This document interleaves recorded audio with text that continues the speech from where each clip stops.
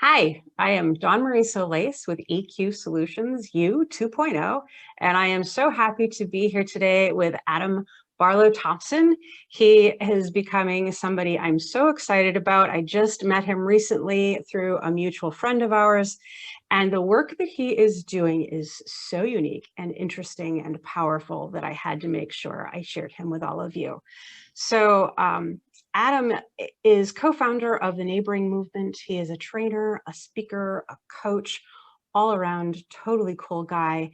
Adam, I'm going to ask you to kind of take it away and share a little bit more about who you are and give us a little clue about what the Neighboring Movement is. Yeah, I'd be happy to. Thanks for having me on to share a little bit about our story. So yeah, my name's Adam and I'm from Wichita, Kansas. So right in the middle of the country, in the middle of Kansas. And so we have for the since 2015, been working in our neighborhood to just be good neighbors. And that has turned into this whole journey for me around community building and community organizing and how people come together and form community power that can be used to transform their communities from the inside out, where people are identifying their own giftedness, their own skills, their own talents and their hobbies and those of their neighbors, and using those things as kind of the like foundational place for starting to make things better. Often we make things better by making a list of all the problems in our neighborhood and then trying to work on those. And what we found is that that just usually drains people, or it draws out a bunch of folks who want to complain about stuff and not really do anything. But if you start with the things people love to do, then they're more likely to use their energy and get engaged. And so that's kind of what we've been doing. And then that little rabbit hole just kept growing as we discovered that it was working in our neighborhood, and other people would call us to say, hey, can you share what you're doing? And so now the Neighboring Movement is a national organization that does learning cohorts in churches and in neighborhoods and across the state of Kansas. And we have a podcast and resources that we share on our website, and just are continuing to find that neighboring is something that, without a lot of prompting, people are recognizing as something that our world really needs, and really there's just this like deep desire, I think, to connect with neighbor and in that way right now, and at least in our American culture. And so we're just kind of riding that wave and trying to learn from people as we go. So that's kind of what we're doing. I find that so thrilling. It definitely speaks to my heart. My backgrounds in emotional intelligence and positive psychology and things like that all speak to how can we be better connected. Positive psychology very specifically is start with the person first, right? And clinical psychology in its brilliance starts problem first, and that's a great approach. I relate more to positive psychology that starts person first. What's alive in an individual that can be expounded on, expanded on, and shared, right? And that's what I hear coming out of the Neighboring Project is, maybe I'm good at carpentry and my neighbor's good at art, and somebody else happens to be an electrician, and you can say, okay, how do we bring our skills to the table? Do you have maybe a story or two to share about how this has gone into action and some of the projects you've been able to accomplish?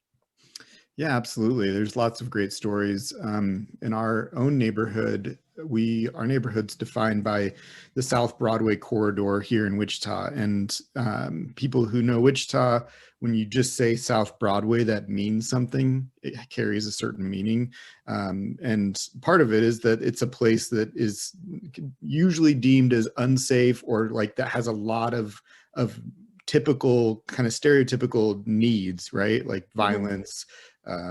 There's drug activity that often is in our newspapers. And when we do get attention, it's not usually positive, right? And so that's kind of how people think of our neighborhood. I live like 4 blocks away from South Broadway. And honestly, a lot of people were like, why are you moving to that? Where are you going? Like, that's a weird choice. But what we've found in the neighborhood is that there is those activities happening. Like, I don't want to deny it. Like, it's a real thing. But really, the people who live in the neighborhood, for the most part, like, are really great people, and who just, are trying to get by and do the normal things of life. And all of them have interest and skills and things that they love to do. And so when we first started, what we did is we just went and knocked on doors, and we would do front porch interviews with people.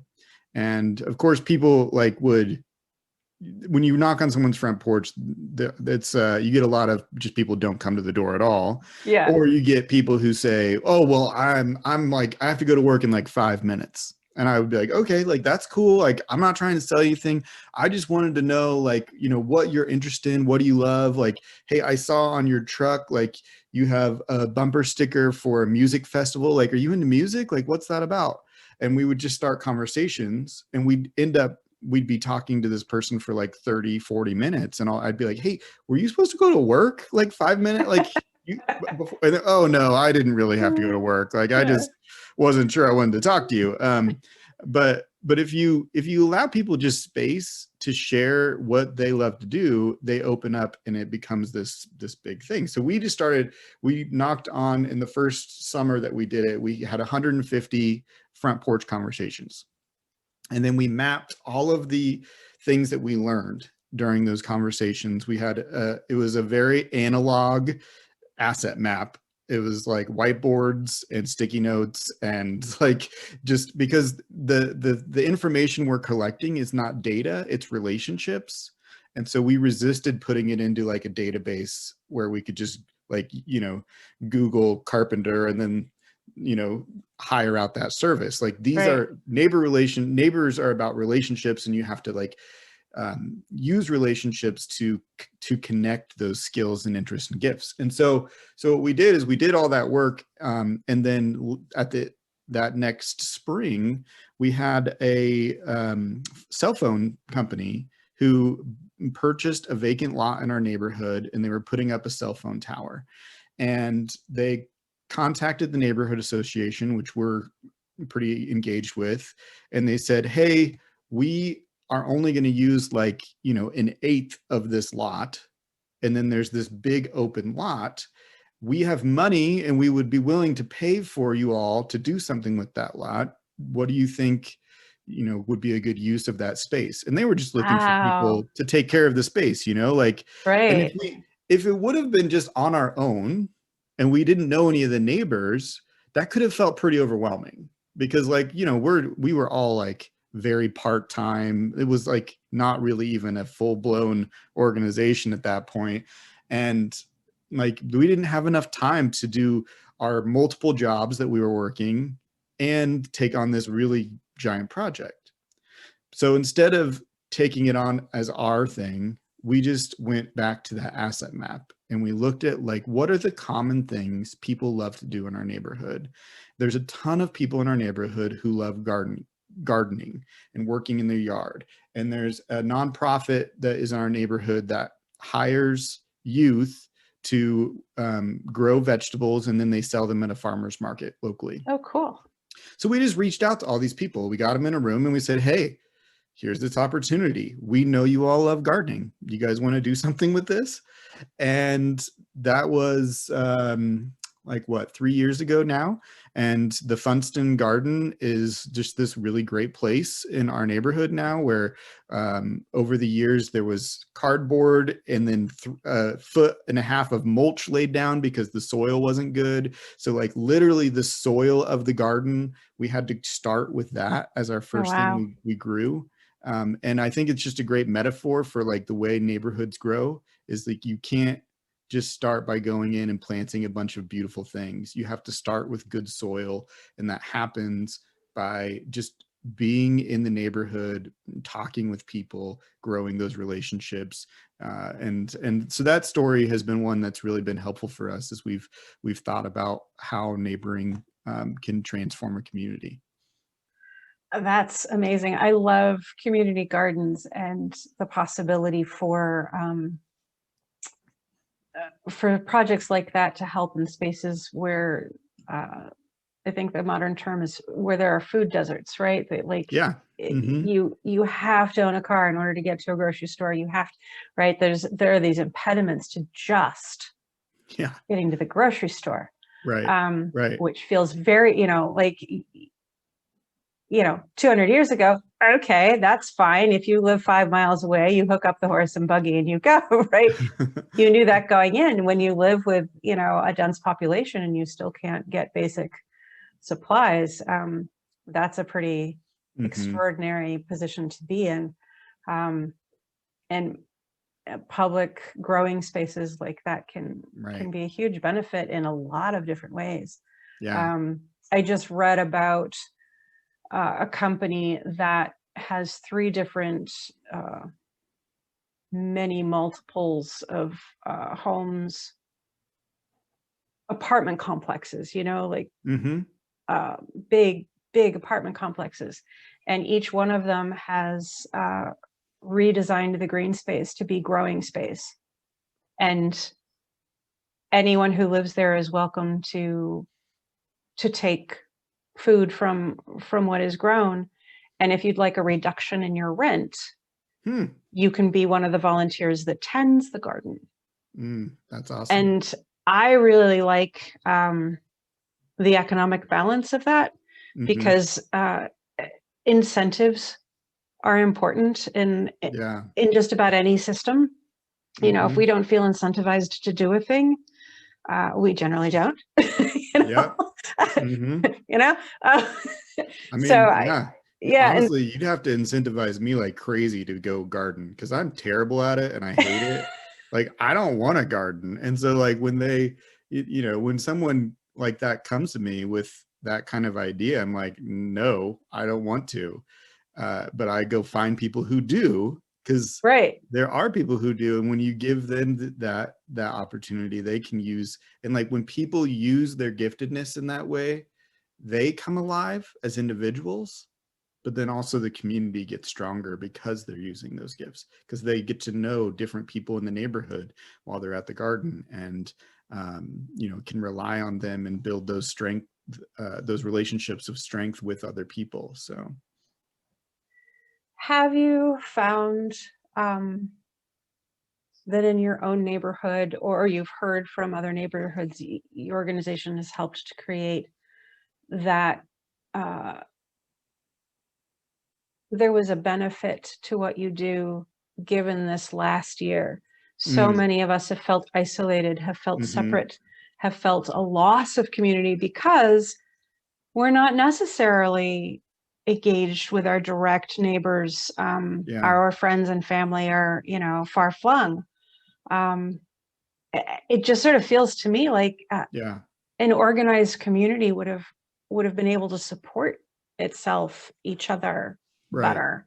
Have you heard anything along those lines? I think you're exactly right. We were really, like many people, like when the pandemic started, we thought this is going to really put us for a spin here, because everything we do is about face-to-face relationships. And now you're taking those away, and that seems really hard. And so we weren't sure what that was going to look like. But as it turned out, 2020 was probably our most active year that we've ever had. And the reason was exactly what you're saying, where people just realized, like, the only people I'm going to interact with now are my immediate neighbors, because I'm at home all the time and I don't know them. And because most people we interact with know 2 to 3 neighbors, like know their first name. That's it. And that's not very many. And it doesn't necessarily mean you have a relationship with them. It just means you might know their name. And so we definitely, like everyone, adapted and shifted as the year took shape, and started developing all sorts of neighboring during a pandemic practices, and had people just constantly coming to us saying, oh man, I've connected with my neighbors and it's made the biggest difference because I've been able to have just another person to text or call or run into when I'm on my walk. And because a lot of neighboring happens naturally outside anyways, it felt safe for people to do in the pandemic. You can knock on someone's door and then step back, and if you're wearing a mask, like, you're not really that much of a threat to them.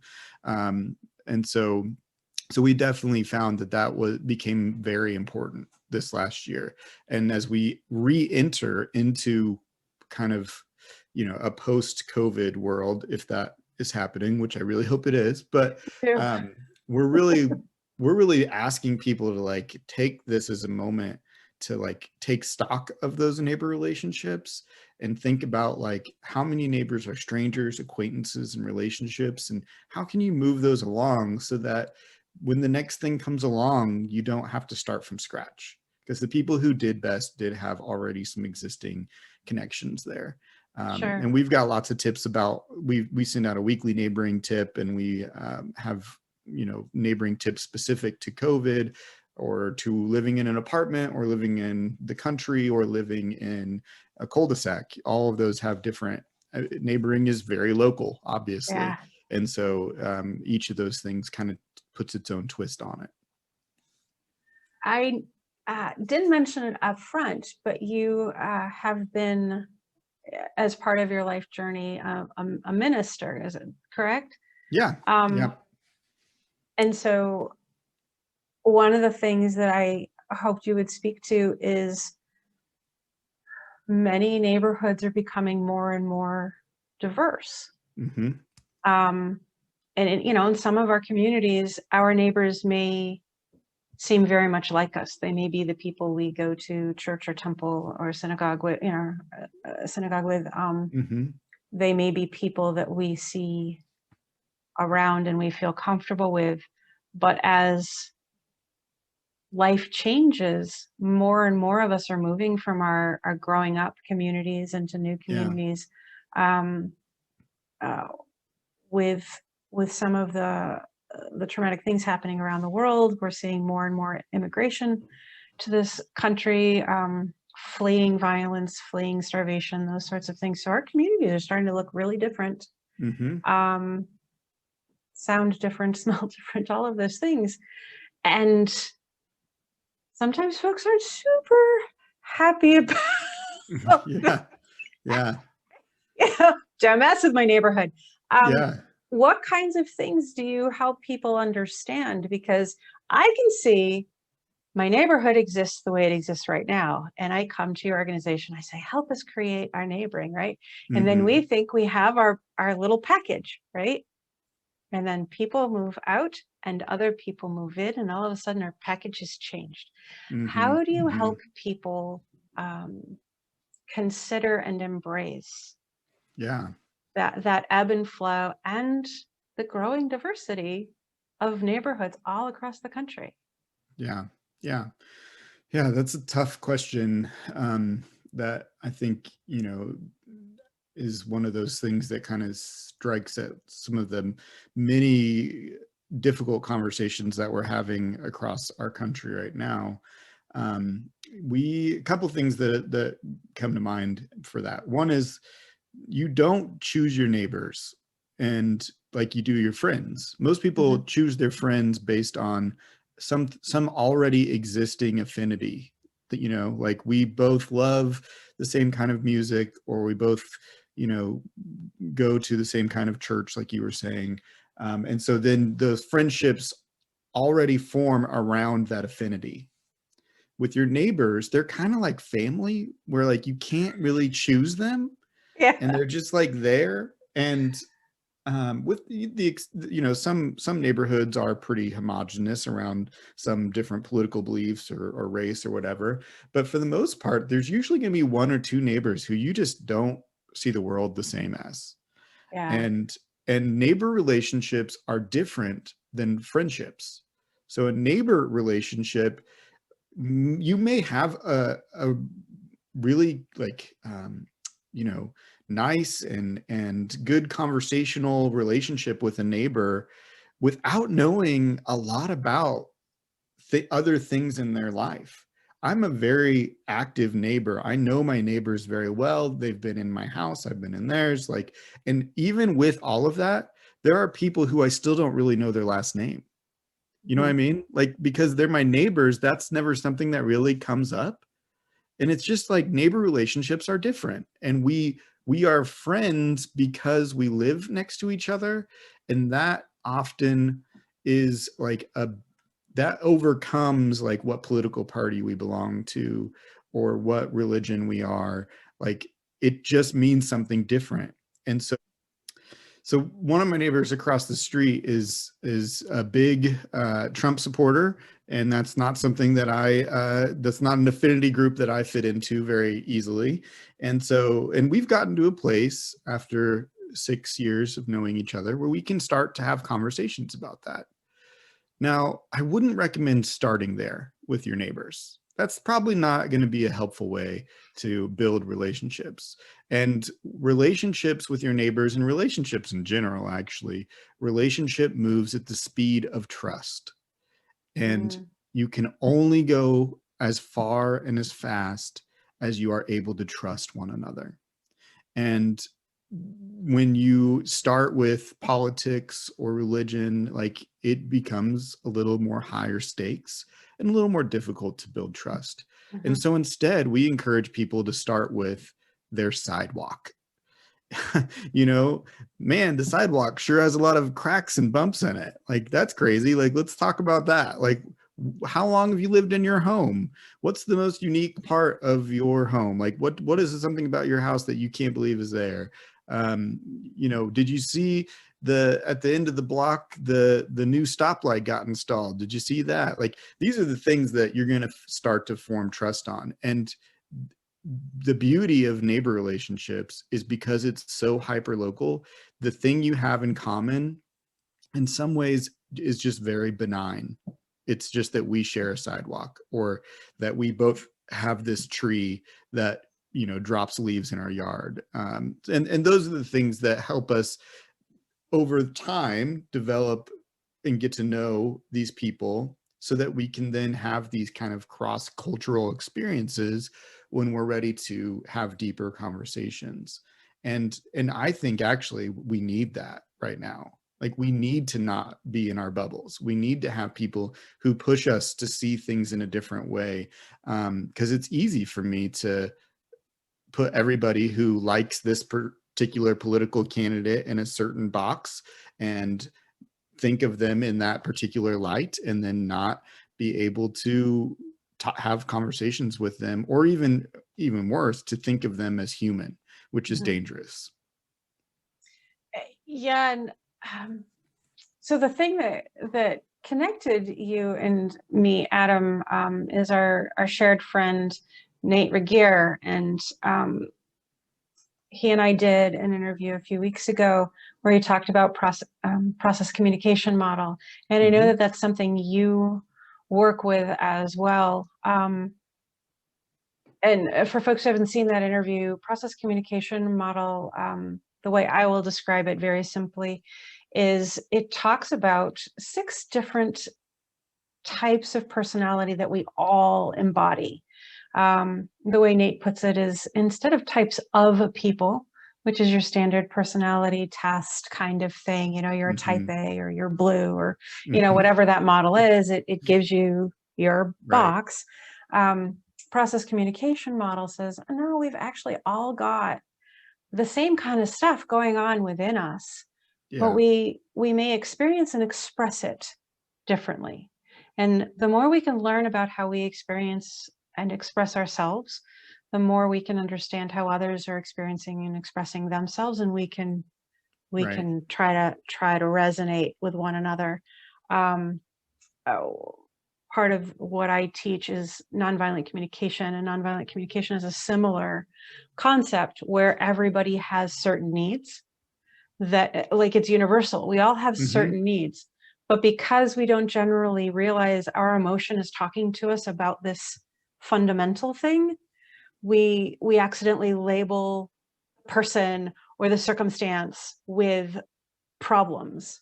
Right. When really what it is we're not getting a need met.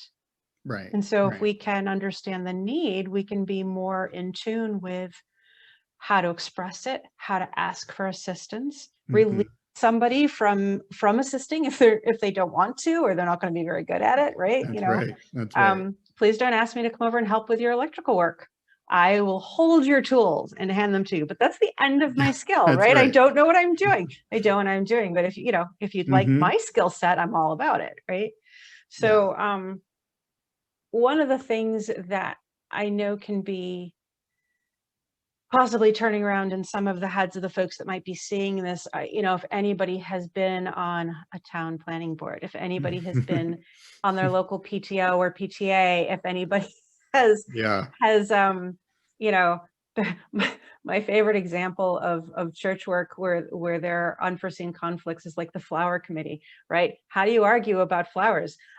Amazingly enough, you can. Oh yeah, for sure. Right, lilies are totally inappropriate for today. So we can all find these places where we have very strong senses of what is right.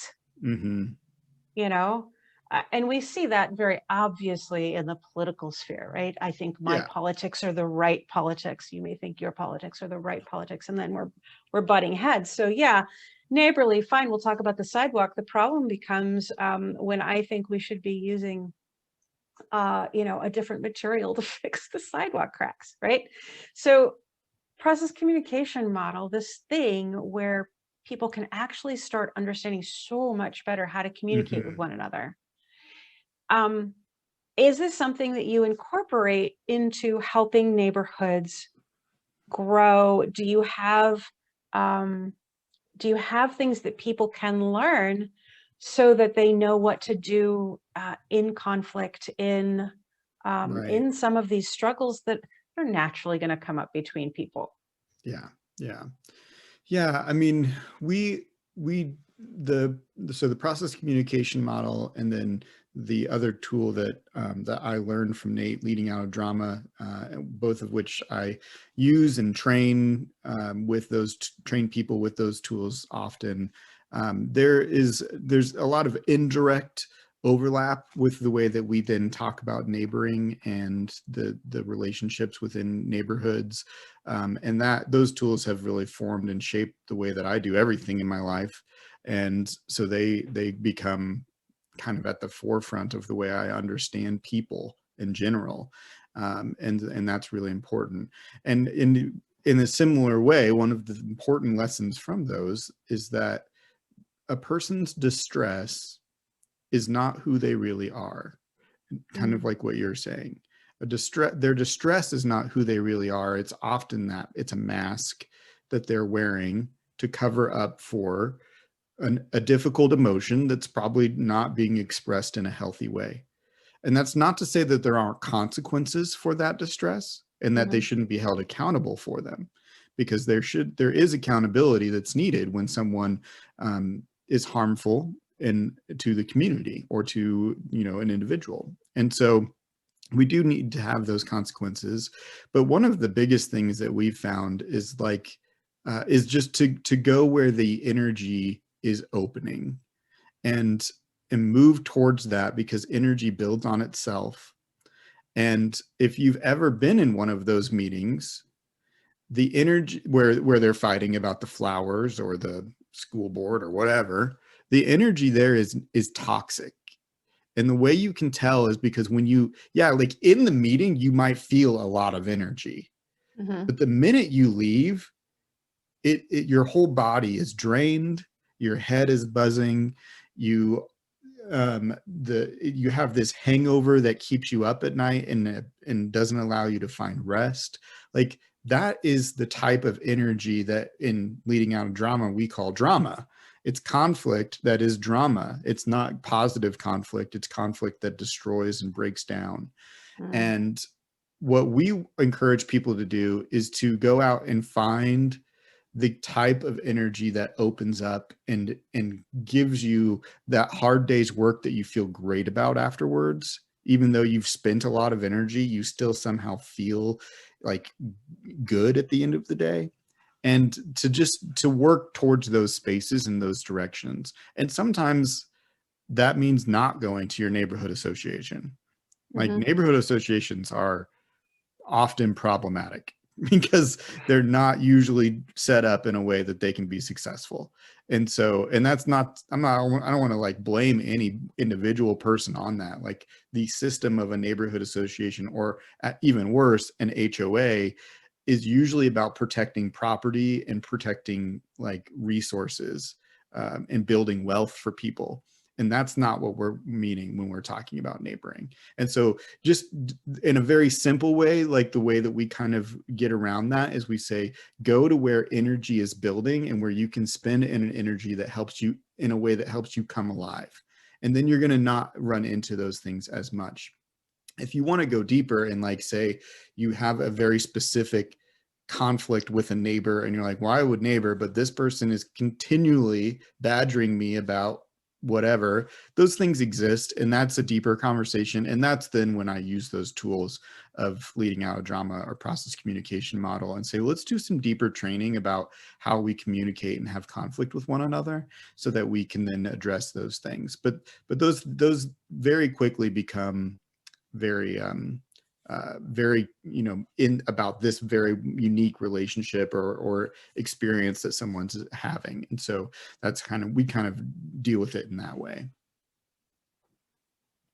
I think the next thing that comes to mind for me and my interest is how you train leadership in a neighboring model. Often those of us who enjoy leading can often overplay our hand. Right? We like to lead, so we go take over, and we go. You know, we have all of the ideas. We might accidentally stop listening and sharing. How do you coach leadership? What type of leadership are you looking for when you're talking about neighboring? Yeah, that's a great question. Our mentor is a guy named John McKnight, and he is one of the founders of the Asset-Based Community Development Institute, ABCD Institute, which is at DePaul University. And you know, he tells this really great story of being a young community organizer and coming in at the end of the week, and his supervisor at the time asked him, he said, "John, what did you not do this week? What did you not do this week?" Which panicked him, thinking, "Oh man, is there some responsibility that I've you know, have left undone?" But what really he was asking is, what have neighbors already done on their own without you having to step in and be the person who initiated, followed through, and did all the work? Because the goal of community organizing through the practice of neighboring is that neighbors own the process. Neighbors do the work. It's the people who live and breathe the community who are doing the work, not an outsider, not a institutionally paid organizer, right? But the people who just are taking it on as part of their lifestyle. And so we actually don't think of it as leadership at all. Instead, we use the word connectorship, because leadership requires people to follow me, but connectorship means that I am noticing what's around me, and I'm drawing the connections, and then I'm allowing those connections to take their own form and their own shape. And so that's kind of what we try to instill in people is connectorship. And the skills of connectorship, you know, we think the skills of connectorship are relationship, abundance, and joy. And so relationship is about being present and being available to knowing people more. Abundance is about assuming that every person is gifted. Every person, even the person who has a different political sign than you in their front yard.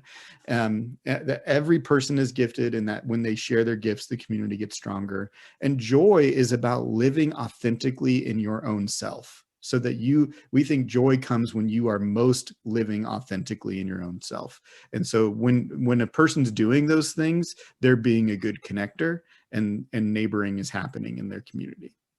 Oh, it's wonderful. I really love that. I love that. Yeah. How do you involve young people, even small children, in this idea of neighboring? I mean, children are way better at neighboring than adults, first of all. So it's more of like how they involve us in neighboring. My son is 9, and he's one of the best neighbors on the block, and to the point where I'm always going, oh, don't go over there. They're probably, they probably don't want to be bothered right now. Don't go over there. And he still does. And lo and behold, the neighbors are so pumped to see him. Probably more pumped than if I went over by myself. So yeah, kids do this naturally. Dogs do this naturally.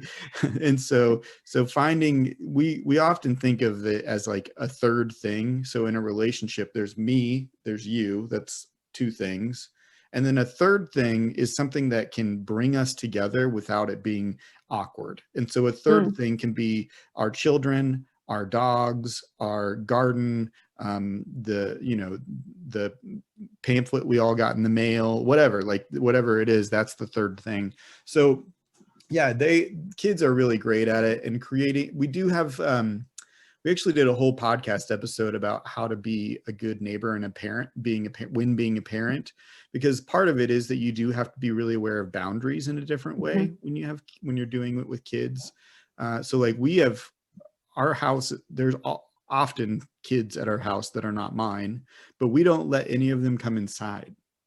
And that's really just about a personal boundary that our family has around safety and how much we want to be, as my wife and I, we don't really want to be babysitting them when they're here. And so we set up play dates where kids do come inside, but when it's just the neighbor kids and they're just playing, we let them play outside, and then they can kind of have a little more freedom in a different way than if they were inside. And it gives my son a choice to say, I'm done and I want to go inside now. And he can take that break for himself as well, which sometimes he does want to take a break, and he can be done playing after a while. So That's great. Yeah, I do a lot of work with neurodiversity.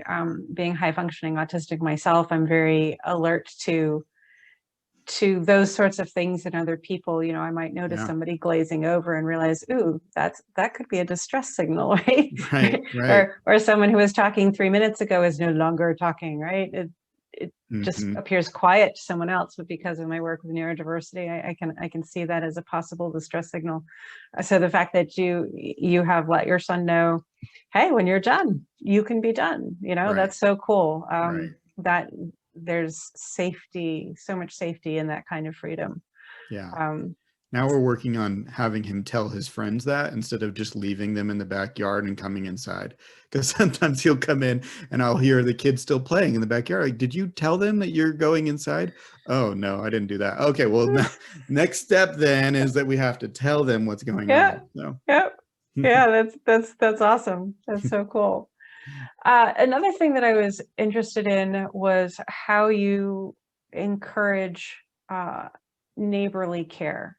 So for example, maybe we notice somebody's lawn has gone unmowed for a couple of weeks, and in our grumpy world, we could be like, they're not mowing their lawn, but hopefully in a less grumpy world, we could be like, oh, they're not mowing their lawn. I wonder if they're okay.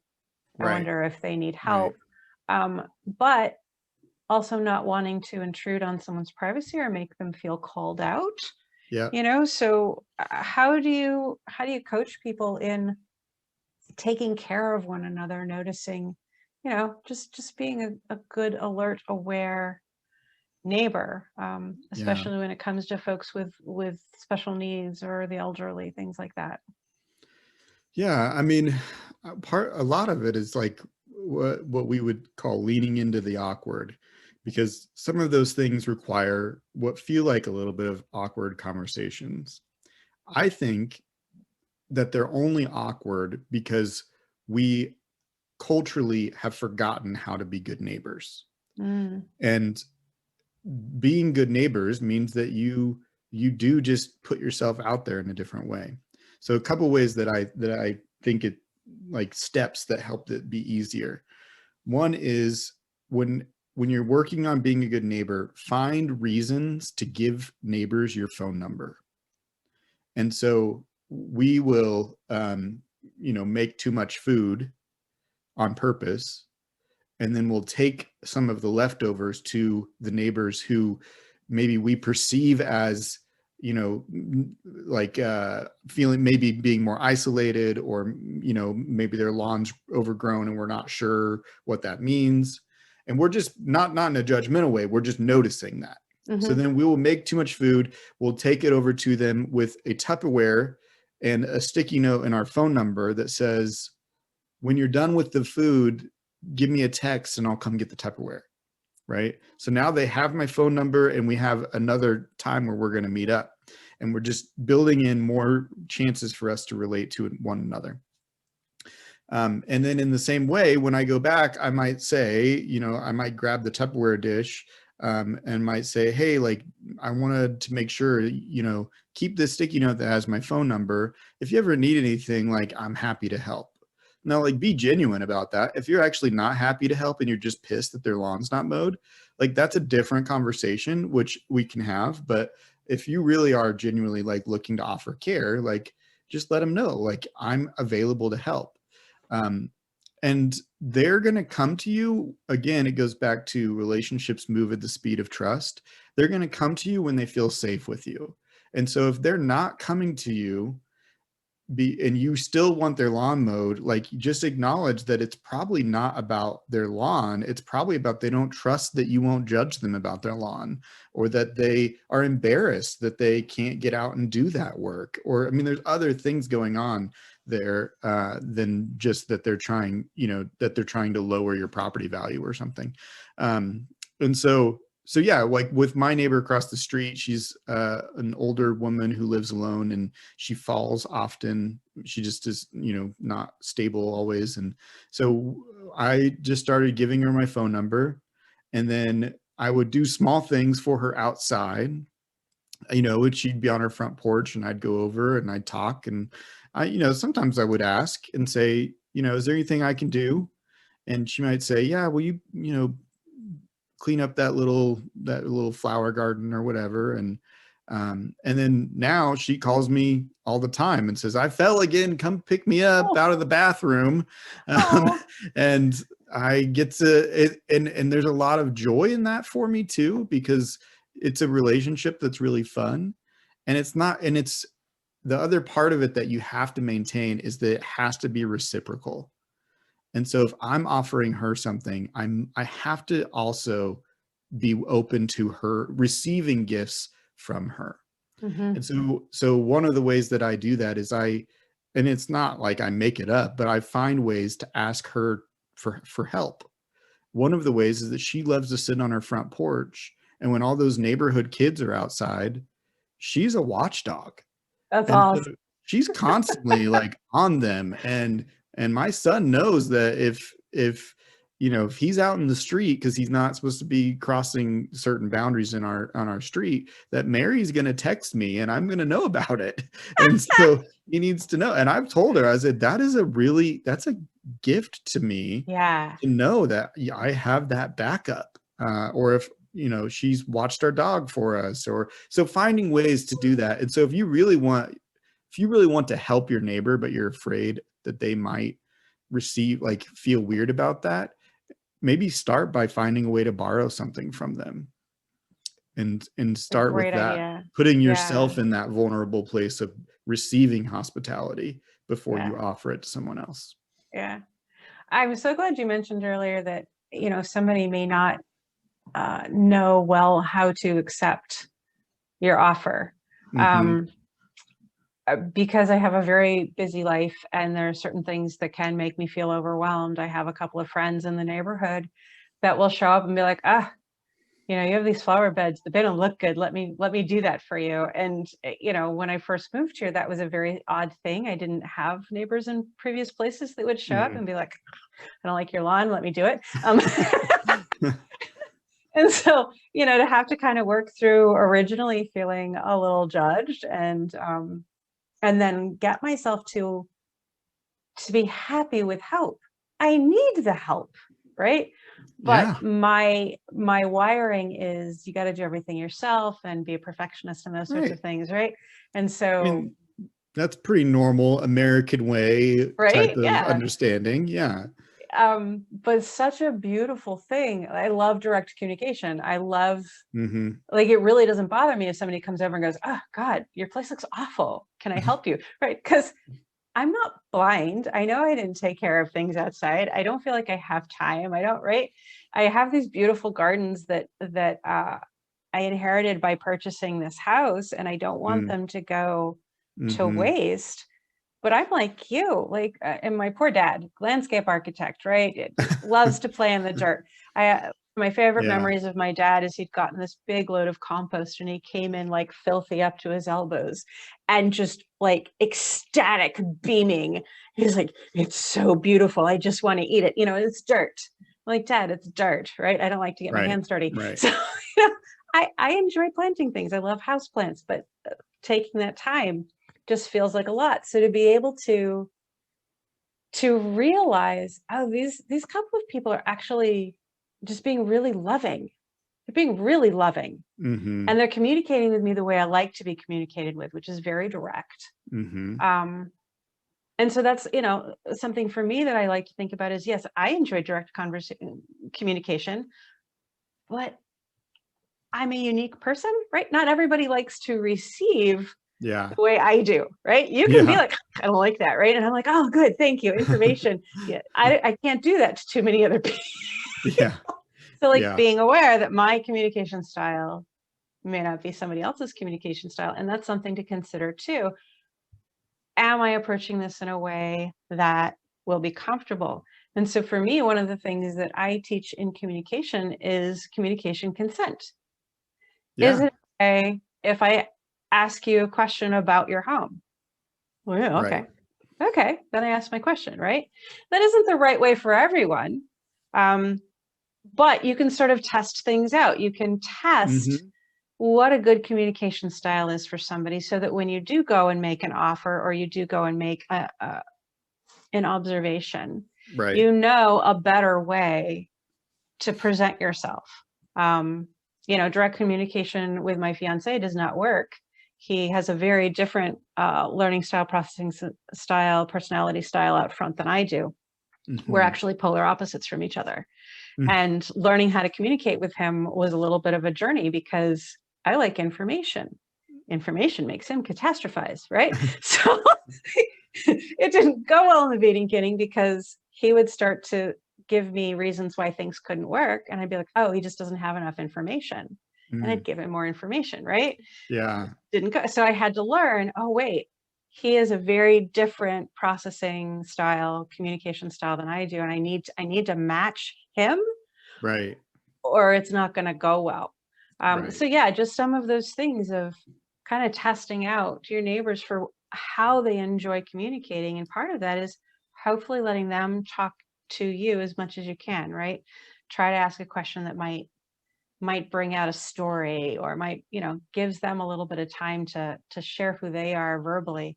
And then you can kind of go, okay, all right, there, you know, like you try to ask a thing that you want a story out of and they give you half a sentence, like, okay, they don't enjoy stories. We won't go there again. Right? That's right. So, all right. We're bumping up on time and I want to just take a second. What are the different ways people can find out more about you, can communicate with you? And then if somebody is really interested in starting something like this, what's their jumping off point? What would you recommend they start thinking about and planning for? Right. Yeah, so neighboringmovement.org is where you can find our work, and our podcast is there as well, but also can be found on all the ways that you find podcasts. Just look for Neighboring Movement Podcast, and we, one of the things that we talk about a lot is like the very first step of neighboring is just trying something, and not being afraid of failure, because it's not really failure if your neighbor doesn't want to interact with you. It just means that you haven't got, the right way yet, like you're talking about, or maybe pick the neighbor on the other side, and try that. So just trying something is what we recommend. We have a weekly neighboring tip where we send out a simple and usually like something related to whatever season it is. So like May Day is coming up. That's a good old kind of throwback to, a holiday that people don't necessarily pay attention to as much now. That gives you an excuse to go out and do something with neighboring. And so the neighboring tip is a really good option, and those are on our blog, but you can also get them through a weekly email, or you can check us out on Facebook or Twitter, where we have posts pretty regularly about some of the things that we're working on. So That's great. And so is that where somebody should start? Just like go get information, or that should they reach out to you, or what I gets mean, us yeah, started? I mean, honestly, neighboring is not science. Like, it's actually pretty simple. So if you want to start, just like go to your front porch or go to your front door and start observing, like, who are the neighbors closest to me and what do I know about them, and then go meet one of them. That's where you should start. And then if that feels overwhelming, then come get some extra resources from us. If you go and do it and it works, then come and tell us your story, and we would love to learn about how you did it and what it looked like. So we often say that, neighboring is simple. It's just not always easy. And Mm. so don't make it more complicated than it needs to be. If you are like, dang, I should be a better neighbor, go do it. You can figure it out. Like, it's great. And if you need some extra resources, we'd be happy to support you. That's wonderful. Oh my goodness, Adam, thank you so much. I could spend a lot more time talking with you. I find what you do Absolutely. really fascinating and beautiful.